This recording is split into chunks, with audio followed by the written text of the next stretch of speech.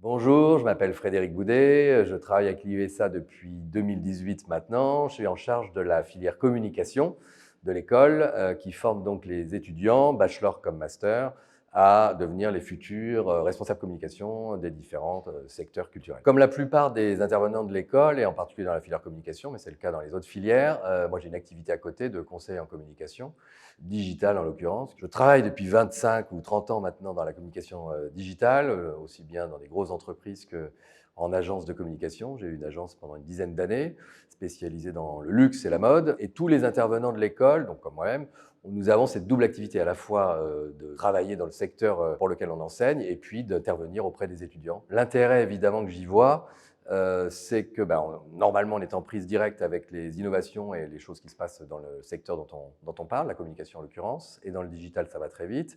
Et puis l'autre intérêt pour les étudiants évidemment c'est d'avoir des professionnels qui sont aguerris, qui peuvent éventuellement les embaucher, les aider à trouver des stages, des alternances. Donc cette imbrication monde professionnel et monde académique me paraît moi être une très bonne chose dans cette école. Comment est-ce qu'on va fabriquer les programmes de communication dans cette école? Très clairement, en nous appuyant sur les expertises des intervenants extérieurs. Le monde de la communication bouge beaucoup, on le sait. Le monde de la com digitale bouge beaucoup. En ce moment, c'est TikTok, demain, c'est le métaverse, avant, c'était Instagram, enfin, etc. Donc, bien évidemment, on ne reste pas sur des cours qui sont les mêmes d'une année sur l'autre où les choses doivent évoluer. Donc, on les fabrique, ces programmes, en nous appuyant donc sur les expertises de nos intervenants extérieurs et puis en faisant venir des professionnels autres que des intervenants, c'est-à-dire des directeurs de communication, soit d'institutions culturelles, soit de sociétés de type agence de communication, pour venir pitcher les élèves, comme on dit en com, sur des projets très concrets, fabriquer la communication d'un, je sais pas, un nouveau label de musique, réfléchir à une stratégie de communication pour une marque, pourquoi pas une marque qui n'a rien à voir avec la culture, c'est arrivé de faire des choses dans l'alimentaire, de façon à ce que les programmes soient vraiment ancrés dans la réalité de la communication opérationnelle.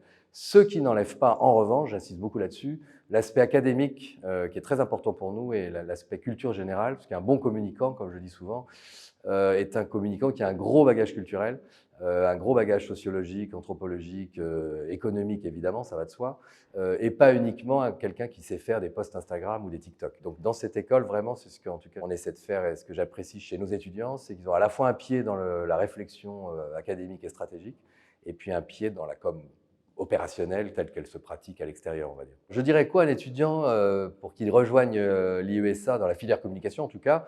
Bon, déjà d'abord peut-être avant tout avoir envie de travailler dans le secteur de la culture. C'est quand même une école qui est dédiée à la culture. Formons donc les étudiants à devenir les futurs responsables communication ou chargés de communication ou community managers, enfin, ou web marketeurs des musées, des institutions culturelles, des galeries, des festivals de musique. A priori, évidemment, on va avoir un intérêt à venir comment dire, apprendre la communication ici. Mais pas uniquement pour ces gens-là, puisque je suis convaincu, moi, qu'un bon communicant, comme je l'ai dit, c'est quelqu'un qui a un bagage culturel, un bagage intellectuel fort, mais aussi un bagage culturel fort. Ce qui fait la différence à l'ESA par rapport à une autre école de communication, c'est, j'en suis convaincu, le fait que les étudiants ont évidemment des cours de communication et de marketing, ça tombe sous le sens, mais également des cours qui sont liés à l'art et au monde de la culture. Donc ça tombe sous le sens, si on veut les travailler dans un label de musique, un festival de musique, ou un musée, pardon, d'avoir des cours d'histoire de l'art, d'histoire du scénario, mais ça tombe aussi sous le sens, de mon point de vue, si on veut travailler au marketing et à la communication chez L'Oréal. Pourquoi? Parce qu'un bon communicant, il a un pied dans le marketing, mais il a un pied dans la création aussi, il a un pied dans la créativité.